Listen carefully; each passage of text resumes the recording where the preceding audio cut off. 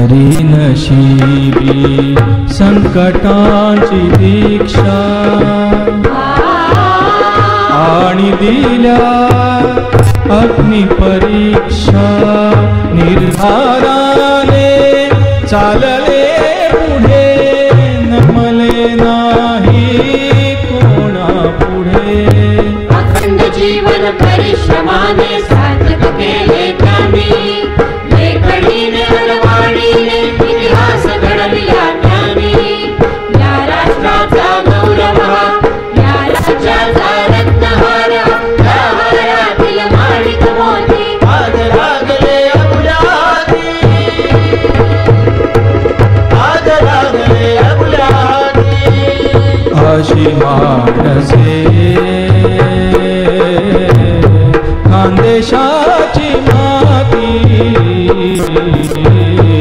अशी माणसे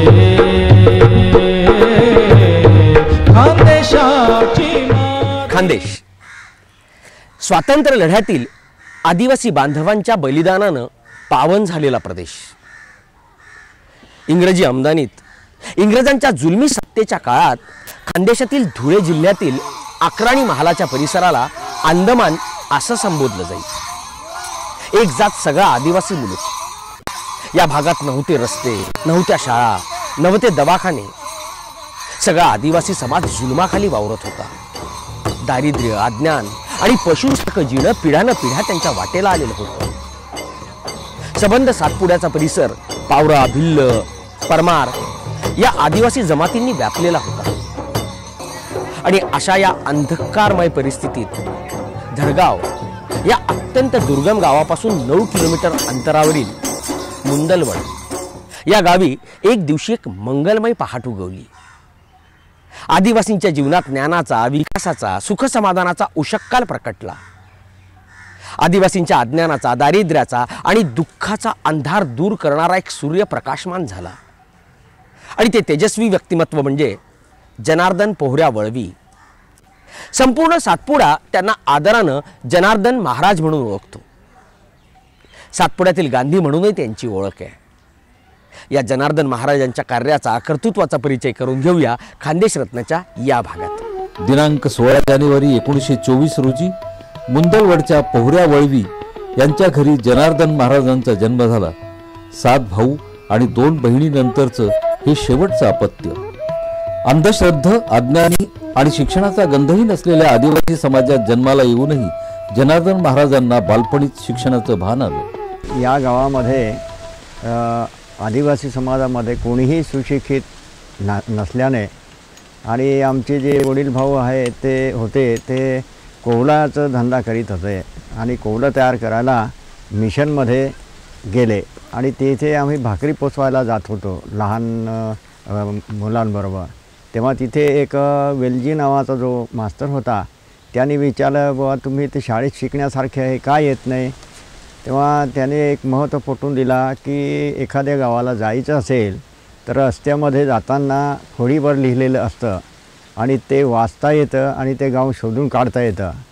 तर मला ते पटलं आणि शिक्षण घेतल्याने काहीतरी आहे असं वाटलं म्हणून मी शाळेत जाण्यासाठी आग्रह धरला।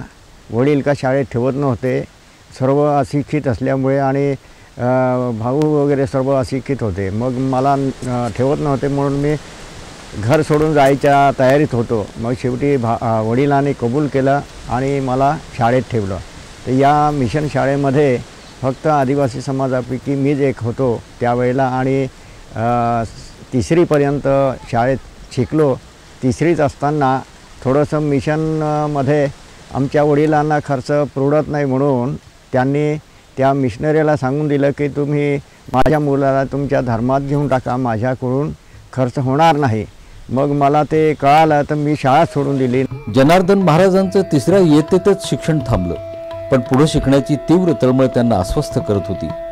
योगायोगानं एका शासकीय अधिकाऱ्याच्या मार्गदर्शनानं आणि सहकार्यानं त्यांना पुढचं शिक्षण घेण्याची संधी लाभली। धडगाव आणि नंतर तळोदा अशा ठिकाणी त्यांनी पुढचं फायनलपर्यंतचं शिक्षण पूर्ण केलं। तळोद्याला 7वीत शिकत असताना 1942 साली महात्मा गांधींनी इंग्रजांना चले जावची घोषणा केली। त्या आंदोलनात विद्यार्थ्यांनी मोठ्या संख्येनं उड्या घेतल्या. त्यात जनार्दन महाराजही हिरिरीनं सहभागी झाले. तळोदे गावामध्ये नवसूसिंग किसनसिंग परदेशी हे सत्याग्रही जी मिरवणूक निघाली त्यांच्याबरोबर आम्ही देखील होतो. आम्हाला पोलिसांनी लाठीमार करून हाकलून लावला आणि शेवटी अशा या चळवळीमध्ये मी त्या 42 साली 7वीमध्ये नापासी झालो आणि मला नानासाहेब ठकार आणि भगवान शेंडे यांचं नेहमी मार्गदर्शन होत होतं. त्यांच्या गुप्त ज्या मीटिंगा व्हायच्या त्या मीटिंगमध्ये मला ते भगवान शेंडे घेऊन जायचे आणि त्या काँग्रेस पक्षाच्या आणि हिंदू महासभा या दोन्ही पक्षांच्या ज्या मीटिंगा व्हायच्या त्या मीटिंगामध्ये जी चर्चा होत होती ती मला ऐकायला मिळायची. फायनल नंतर पुढचं शिक्षण घेण्याची त्यांची परिस्थिती नव्हती, पण कष्टाळू धडपड्या स्वभाव त्यांना स्वस्थ बसू देत नव्हता. पश्चिम खानदेश भिल्ल सेवा मंडळाकडून 2 वर्ष त्यांना मदत मिळाली, पण स्कॉलरशिपच्या तुटपुंज्या रकमेत त्यांचा जेवणा राहण्याचा खर्चही भागत नव्हता. प्रसंगी त्यांना 4-4 दिवस उपाशीही राहावं लागलं. पण अशा परिस्थितीतही त्यांनी शेतकी प्रशिक्षणाचा अभ्यासक्रम पूर्ण केला. त्यांना लगेच नोकरी चालून आली.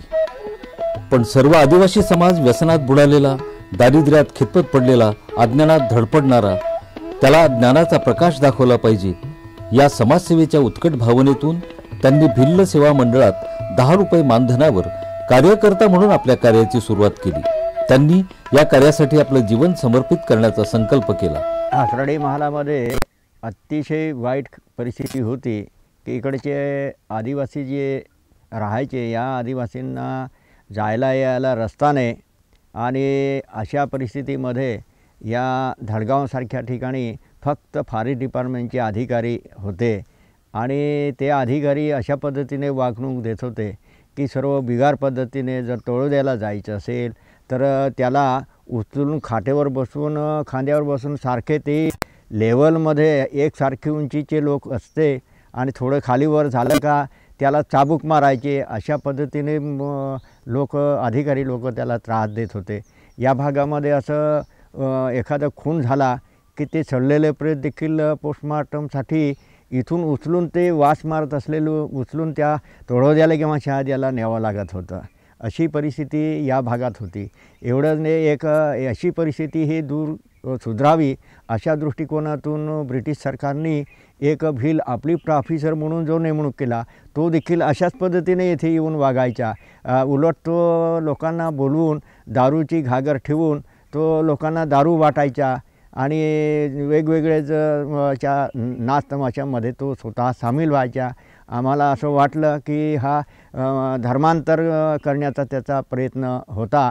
हे स्पष्ट समजल्यानंतर आमचे पश्चिम खानदेश भिल्ल सेवा मंडळाचे नानासाहेब ठकार हे त्यांच्या विरोधामध्ये चळवळ उभारली आणि शेवटी त्या निमित्ताने या धडगाव येथे एक जाहीर सभा घेतली आणि ही परिस्थिती पाहून मलाही असं वाटलं आणि शेवटी मी देखील या भागामध्ये काम करायचा संकल्प त्या जाहीर सभेमध्ये केला आणि त्यातूनच मी तरुण युवक मंडळ या भागामध्ये स्थापन केलं आणि एक नाजरत रेंजर म्हणून जे होते त्या अधिकाऱ्याने देखील अशा कामामध्ये आम्हाला सहकार्य केलं. त्यांनी इथे जे कलाल म्हणून व्यापारी होते त्यांनी हाकलून लावलं फॉरेस्ट कायद्याच्या खाली आणि इथे सरकारी कंझ्युमर स्टोअर सुरू केलं आणि त्या कंझ्युमर स्टोअरला पुढे त्या अधिकाऱ्याची बदली होऊन जाणार होती म्हणून पश्चिम खानदेश भिल्ल सेवा मंडळाचे अध्यक्ष शंकर विनायक ठकार यांच्या सुपूर्द केलं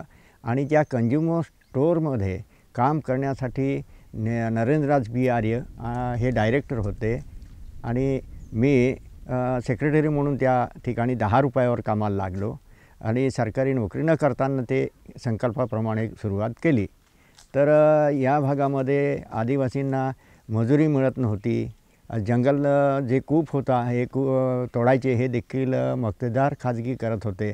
ते सर्व बंद या दृष्टिकोनातून बाळासाहेब खेरानी जंगल चळवळ जी निर्माण केली त्या चळवळीतून आम्ही या अक्राणी महालामध्ये 8 जंगल कामगार सोसायट्या या पश्चिम खानदेश भिल्ल सेवा मंडळाच्या पालकत्वाखाली रजिस्टर केल्या. पुढे या भागामध्ये लोकांना कर्ज वगैरे मिळवून द्यायच्या दृष्टिकोनातून मुंदलवड येथे क्रेडिट सोसायटी रजिस्टर केली, एक मुलगीला सुरू केली. त्यानंतर या भागातून मला काही कारणास्तव दरा येथे गेलो आणि दरा आणि रामपूर. तर रामपूर या गावामध्ये मी शेवटी एक लिफ्ट इरिगेशन सोसायटी रजिस्टर केली. ती 3.25 लाखाची होती. वाकी नदीवर तो प्रकल्प होता तयार केलेला 3.25 लाखाचा. आणि ते पैसे आदिवासी जे भूधारक होते त्यांच्याजवळ एवढं भांडवल नव्हतं. म्हणून ऑस्ट्रेलियन एक श्री बेदीबाई म्हणून पुण्याला आहे, तिचा संपर्क साधला आणि परदेशातला पैसा हा 70,000 रुपये मंजूर करून घेतला. आणि दूध डेअरी पुन्हा त्या रामपूर गावामध्ये रजिस्टर केली. पुढे ती त्याच ठिकाणी शेतीचा विचार जो होता तो लिफ्ट इरिगेशन योजना ही त्या पाणी आटल्यामुळे राबवता येत नव्हती. म्हणून मी कूपनलिकाची योजना राबवायचा विचार केला आणि काही लोकांना अण्णा हजारेंच्या गावाला घेऊन गेलो. आणि तिथून आल्यानंतर मी डॉक्टर देशमुख यांचा भूविकास बँकेचे चेअरमन होते, त्यांना भेटून शेवटी त्या कूपनलिकेसाठी एक कर्ज मंजूर करून घेऊन 14 बोर केले आदिवासी शेतकऱ्यांच्या शेतामध्ये. आणि शेवटी ते ऊस वगैरे लावायला लागले.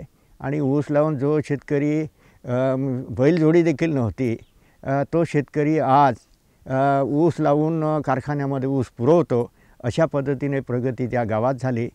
पुढे एक असं मुखेड म्हणून जे गाव आहे शिरपूर तालुक्यामध्ये अण्णासाहेब व्यंकटराव यांनी ते दत्तक घेतलं आणि त्याचं अनुकरण आम्ही आमच्या संस्थेमार्फत करावं अशा विचाराने माकडकुण परिसर हा दत्तक घेतला. त्या परिसरमध्ये 2600 लोकसंख्येमध्ये फक्त 13 साक्षर होते 1991च्या जनगणनेनुसार. म्हणून मी त्या भागामध्ये फिरलो आणि शेवटी एक 8 किलोमीटरचा रस्ता हा श्रमदानाने त्या लोकांनी करून दिला. 1947 साली इंग्रज भारत सोडून गेले. देश स्वतंत्र झाला. स्वातंत्र्यपूर्व काळात लोकल बोर्डाच्या कमिटीवर जनार्दन महाराज सदस्य होते. पुढे 1952 साली स्वतंत्र भारताच्या सार्वत्रिक निवडणुकीत ते आमदार म्हणून निवडून आले. या अक्कलकुवा तालुका जो आहे हा 6 चिपटणाचा मुलूक आहे आणि तो तालुकाही नव्हता, परंतु त्यावेळेला तालुक्याची दर्जा दिली. आणि चिपटणाचा जो हक्क आहे त्या संदर्भामध्ये शासनाकडे असं की बा ही जमिनीचा मालक हा चिपटणच आहे, आदिवासी हा भटक्या आहे असा प्रश्न निर्माण झाला. आणि त्या प्रश्न सोडवण्यासाठी खासदार जयंत नटावतकर आणि मी दोघांनी त्या तालुक्याचा हे जमिनीचा हक्क आदिवासीचा आहे अशा पद्धतीने आम्ही भांडलो. आणि त्यांनी या राज्य लोकांनी त्या आदिवासींना जी गावे वसाहतीला दिली त्याच्यात निमित्ताने नजराणा म्हणून त्यांनी पैसा घेतला होता. तो आधार घेतला आणि शासनाच्या निदर्शनास आणून त्या आदिवासीलाही जमिनीचा हक्क आहे हा प्रश्न शासनाच्या निदर्शनास आणलेला आहे. आणि त्या दृष्टिकोनातून शासन हे ती जमीन त्या आदिवासीच्या मालकीचं आहे अशा पद्धतीचं सर्वे करून कूळ कायदा लागू केला. परंतु तरीही तो प्रश्न सुटत नव्हता. राज्य पातळीवर हा प्रश्न सुटत नाही. त्यावेळेला इंदिरा गांधी ते लक्षात आणला आणि स्पेशल कायदा करून तो जमिनीचा हक्क हा त्यांनी निर्माण करून दिला. या समाजाची जी परिस्थिती होती अन्न पुरेसं मिळत नव्हतं, त्यामुळे ह्या काही प्रथा अशा की मुलींना देखील ती विकून द्यायचे आणि ती मुलगी जो विकत घेत होता तोच त्या हुंडा घेण्याचा हक्कदार बनत होता. आणि एवढंही करून भागत नाही. ते ढिंक रोषा गवत वगैरे याच्या उत्पन्न जे जंगलातलं होतं तेही अपुरं पडायचं आणि शेवटी ढेप खायची परिस्थिती या भागामध्ये लोकांना आली. आणि त्या संदर्भामध्ये 53 साली मी असेंब्लीमध्ये प्रश्न केला असताना ही ढेप खायची आदिवासीची प्रथा आहे असं उत्तर दिलं. मला का ते समाधानकारक वाटलं नाही. आणि पुढे अशा पद्धतीने या भागामध्ये शिक्षणाशिवाय या समाजाची व्यसनमुक्त होणार नाही आणि त्यांचा बुद्धीचा विकास होणार नाही. त्याशिवाय हा गरिबी वगैरेही दूर होणार नाही हे मी मनाशी धरलं. राजकारणातच पुढे जाऊन मुंबई किंवा दिल्लीला जाण्यापेक्षा आदिवासी भागातच शिक्षणाचा प्रसार केला पाहिजे हे त्यांना मनोमन जाणवलं. म्हणून त्यांनी प्रतिकूल आणि खडतर परिस्थितीत सातपुड्याच्या अतिदुर्गम भागात शिक्षण प्रसाराचं कार्य सुरू केलं. त्यांनी सुरुवातीला वडाच्या झाडाखाली आश्रमशाळा सुरू केली आणि ते स्वतः शिक्षक झाले. 54 साली या राज्य सरकारने आश्रमशाळा ही योजना तयार केली आणि त्या दृष्टीने आम्ही विचार केला आणि या भागातल्या आदिवासींचं शिक्षणाशिवाय प्रगती होणार नाही, विकास होणार नाही, हे पक्का आम्ही निर्धार केला. आणि त्या दृष्टीने आम्ही प्रथम मौलगी या गावी पश्चिम खानदेश भिल्ल सेवा मंडळ या संस्थेच्या मार्फत आश्रमशाळा सुरू केली. ते सुरू करत असताना या भागामध्ये मुलं ही आश्रमशाळेमध्ये ठेवायला तयार नव्हते, कारण आश्रमशाळा काय आहे हे माहीत नाही लोकांना. त्यामुळे खायला जेव्हा म्हणजे सर्व तिथे राहायची सोय आहे हे सांगूनही मुलं काही ठेवायला तयार नव्हते. पण मी नात्या गोत्यातली मुलं गोळा केली आणि शेवटी या मौलगी आश्रमशाळेमध्ये ती ठेवली. आणि मौलगी आश्रमशाळा ही 1955 साली सुरू केली. ज्यावेळेला सुरू केली तेव्हा फक्त 2 छपरे बांधले आणि त्या ठिकाणी त्यांची व्यवस्था केली. पक्क्या इमारती नव्हत्या, जागा ही देखील कोर्ट ऑफ वॉर्डची होती, त्यामुळे संस्थेच्या नावावर जमीन नव्हती. नंतर ती जमीन केली, औदबंदी खातं होतं, ते औदबंदी खातं केलं आणि शेवटी त्या जागेवर केंद्र सरकारकडून ही आश्रमशाळा मंजूर झाल्यामुळे अनुदानही मिळालं आणि पक्क्या इमारती त्या ठिकाणी संस्थेने बांधल्या. यानंतर सुरवाणी आश्रमशाळा, एक भडगुंजा, नंतर त्या पश्चिम खानदेश भिल्ल सेवा मंडळामार्फत आम्ही एकूण प्रत्येक तालुक्यामध्ये एक याप्रमाणे 8 आश्रमशाळा सुरू केल्या. तर या मौलगीला जेव्हा आश्रमशाळा सुरू केली त्यावेळेला माल देखील दळणवळण वाहन नसल्यामुळे गाढवावर माल आणत होतो, दळून द्यायची अडचण होती. परंतु गावातल्या लोकांना सांगून शेवटी ते दळण करायचे आणि मुलं देखील राहायला तयार नव्हती. त्या मुलांना शेवटी शिक्षक मिळे नाही इथे काही वेळेला. त्यामुळे मी आमदारकीनंतर शिक्षक म्हणून या आश्रमशाळेमध्ये राहिलो आणि अशा या परिस्थितीमध्ये हे काम करत असताना आम्हाला अशा अडचणी आलेल्या आहेत की मुलगा, आता तुमचं ढणील आश्रमशाळेचीच उदाहरणं मी सांगेन की अंधश्रद्धा ही कशी असते. एक मुलगा सर्पदंशाने वारला, पोलीस देखील काही करू शकले नाही, पोस्टमॉर्टमसाठी मला ते प्रेत आणू दिलं नाही आणि शेवटी त्याच गावातला पुन्हा दुसरा एक मुलगा 1 महिन्याने वारला सर्पदंशाने. तर त्या परिसरामध्ये डाकीने सर्प ठेवला आहे ही भावना पसरल्यामुळे त्या शाळेमधला एकही विद्यार्थी राहिला नाही. शाळा ही ओसाळ होऊन गेली. गावोगाव घरोघर त्या मुलांना पालकांना भेटून रावण्या करून शेवटी सरदार सरोवरची चळवळ करणारे बाई मेघा पाटकर, तिला सांगितलं, तिनेही प्रयत्न केला. आम्ही बालक मेळा घेतले, प्रजासत्ताक दिन तिथे साजरा केला आणि शेवटी मला देखील असं करावं लागलं की एक भगत आणला आणि तो सर्प त्या डाकीने ठेवलेला काढला आहे अशी विधी करून दाखवली. तेव्हा ती मुलं त्या शाळेत आली. आदिवासींच्या विकासासाठी शासन जो खर्च करतं त्या खर्चाचा हवा तसा उपयोग होत नाही, ही खंत जनार्दन महाराजांच्या मनाला सतत बोचत राहते. एवढ्या धडपडीतूनही आदिवासी विद्यार्थी बाहेरच्या जगात समर्थपणे तोंड देऊ शकत नाही, बाहेरच्या स्पर्धांमध्ये उभा राहू शकत नाही, ही टोचणी त्यांच्या मनात सतत असते. आज ही शासन शिक्षणाच्या बाबतीमध्ये या आदिवासी समाजाकडे बघताना माझं प्रामाणिक मत आहे की त्यांच्या आत्मीयते दृष्टीने ते शासन कर्ज देखील बघत नाही असं वाटायला लागलेलं आहे. कारण बिना अनुदानित शैक्षणिक कार्य इकडे सुरू आहे. 1 ते 3री पर्यंत जे वर्ग चालतात त्यांची परीक्षा होत नसते, त्यामुळे गुणवत्ता तयार होत नाही. त्या मुलांची गुणवत्ता कशावरून मोजमाप करतो, काही होत नाही. त्यामुळे 5वीतला मुलगा हा माध्यमिकमध्ये जातो आणि शेवटी आदिवासी विद्यार्थी हा सर्वात पाहिलं त्याचं रेकॉर्ड जर पाहिलं तर मराठी, हिंदी, इंग्रजी जे विषय आहेत त्या विषयामध्येच तो मुलगा मागे राहतो आणि शेवटी या चढावडी या बदलत्या युगामध्ये हा आदिवासी विद्यार्थी जास्त टिकत नाही या भागातला असो का खालचा असो. कारण त्याचा मूळ पाया जो आहे गुणवत्तेचा जो आहे तो गुणवत्ता वाढत नाही. अशा या परिसरामध्ये बिना अनुदानित तुकड्या देणं आणि विषय चालू करणं हे शासनाला, माझं तर प्रामाणिक मत आहे की शासनाने याच्यात विचार केला पाहिजे. पुढच्या 20 वर्षात त्यांनी भरपूर कष्ट करून स्वतः ज्ञानदानाचं व्रत चालवलं, शैक्षणिक प्रयोग केले आणि आतापर्यंतच्या 50-55 वर्षांच्या कालावधीत शिक्षण संस्थांचा विस्तार केला. आश्रमशाळा, बालवाड्या, कनिष्ठ महाविद्यालय, महाविद्यालय अशा विविध शैक्षणिक उपक्रमातून त्यांनी दुर्गम भागातून भगीरथ प्रयत्नांनी शिक्षणाची गंगोत्री आणली. जयंत नटावकरांच्या सल्ल्यानुसार त्यांचीच प्रेरणा घेऊन मी आदिवासी सातपुडा शिक्षण प्रसार मंडळ ही संस्था सुरू केली आणि आज या संस्थेचं कार्य विस्तार जो झालेला आहे तो एक ज्युनियर कॉलेज आहे, सिनियर कॉलेज आहे आणि पोस्ट बेसिक आश्रमशाळा 3 आहेत, प्राथमिक शाळा 6 आहेत आणि 6 वसतिगृह आहेत. तसेच त्याच पद्धतीच्या पश्चिम खानदेश विकास मंडळ या संस्थेचं देखील 8 आश्रमशाळा, एक ज्युनियर कॉलेज आहे, एक हायस्कूल आहे. त्या संस्थेचा देखील मी आज उपाध्यक्ष म्हणून आहे आणि त्या संस्थेमध्ये सक्रिय मी 1945 सालापासून काम केलेलं आहे. समाजात काम करायचं तर पायांना चाकं, जिभेवर साखर, डोक्यावर बर्फ आणि हृदयात ध्येयाची आग असायला हवी. हीच ध्येयासक्ती उरात घेऊन रात्री बेरात्री त्यांनी दुर्गम अशा सातपुड्यात पायपीट केली. सातपुड्याच्या परिसरात सातपुडा सर्वोदय मंडळ, महाराष्ट्र जंगल कामगार सोसायट्या, जिल्हा मध्यवर्ती बँक, साखर कारखाना, दूध संघ, मानव विज्ञान परिषद, उपसा जलसिंचन, वनवासी कल्याण आश्रम, ग्रामपंचायत अशा विविध संस्थांचं कार्य जनार्दन महाराजांनी केलं. या कार्याची दखल घेऊन महाराष्ट्र शासनानं त्यांना दलित मित्र पुरस्कार दिला. पुढे आदिवासी सेवक संस्था पुरस्कार त्यांना मिळाला. 1994 साली फोर्ड फाउंडेशनच्या मॅन ऑफ द इयर पुरस्कारानं त्यांना सन्मानित करण्यात आलं.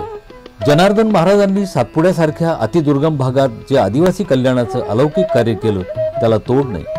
आयुष्याच्या या वळणावर आल्यावर केलेल्या कार्यावर मागं वळून पाहताना त्यांना काय वाटतं हे त्यांच्या शब्दातून उमटतं. अजूनही काही खंत मनाच्या कोपऱ्यात घर करून असावी हे जाणवतं. अक्राणी महालामध्ये जो आदिवासी समाज आहे त्याला इतर लोक त्याला रानटी वंशातला आहे असं मानत होते आणि अशा या दुर्गम भागामधला आदिवासी इतका अज्ञान अडाणी होता की त्याच्यामध्ये शिक्षण झाल्याशिवाय त्याचा विकास होणार नाही असं माझ्या मनाला वाटलं आणि मी 1945 सालापासून तर आज मितीपर्यंत आज 50 वर्ष काळ झाला. या 79 वर्ष पूर्ण होऊन 80 वर्ष सुरू झालं आहे माझं.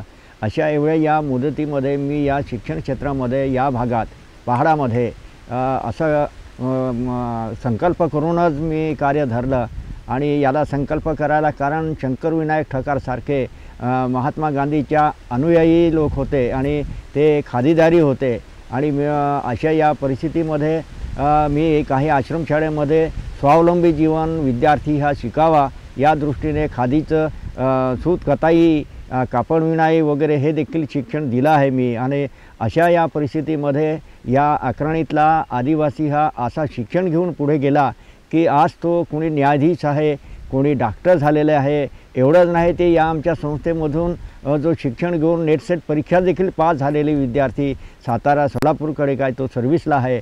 मी या 12 मेला या भागामधल्या लोकांचं जे शिक्षण घेऊन पुढे गेलेले आहेत त्यांचा सत्कार कार्यक्रम ठेवलेला होता. त्या सत्कारार्थी 125 लोक आले. त्याच्यामध्ये तहसीलदार होते, कोणी न्यायाधीश होते, डॉक्टरही होते. पण कोणाच्या मनामध्ये अशी एक भाषणं देखील त्यांनी करून दाखवली परंतु त्या भाषणामध्ये देखील एखादा असा काय निघाला नाही मला की माझं समाधान होईल किंवा या भागामध्ये आम्ही असं काम करू. डॉक्टर झालेले लोक एखादा मी डॉक्टरचं दवाखाना चालवेन, या लोकांसाठी मी असं राबेन अशा पद्धतीने महात्मा गांधीच्या ध्येय धोरणाप्रमाणे कोणी वागणारा असा निर्माण आम्ही करू शकलो नाही. ही माझा मनामध्ये फार मोठी खंत आहे.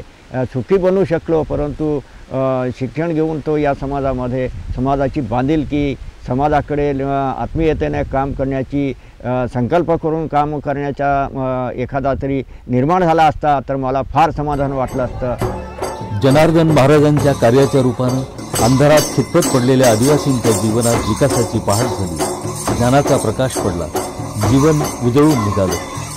आज हा सूर्य मावळतीकडे जातो आहे. आजच्या संध्याछायेत उद्याच्या उज्ज्वल भविष्याचं स्वप्न पुन्हा अधिक तेजानं उजळून येईल आणि आदिवासी जनांचं जीवन अधिकाधिक सुखी समृद्ध होईल ही आशा जनार्दन महाराजांच्या मनात आजही तशीच तेवत आहे. उद्याच्या सूर्याच्या प्रतीक्षेत अशी माणसे खानदेशाची